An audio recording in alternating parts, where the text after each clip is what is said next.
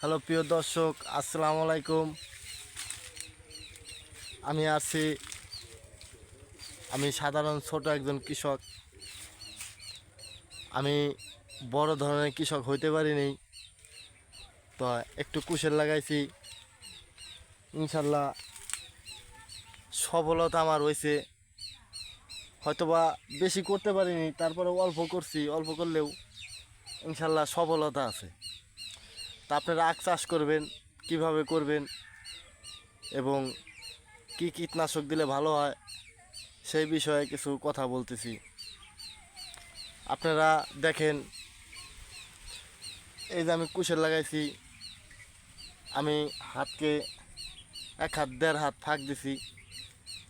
এতটা ফাঁক দেওয়ার কারণেই কুশেরটা আমার ভালো হয়েছে।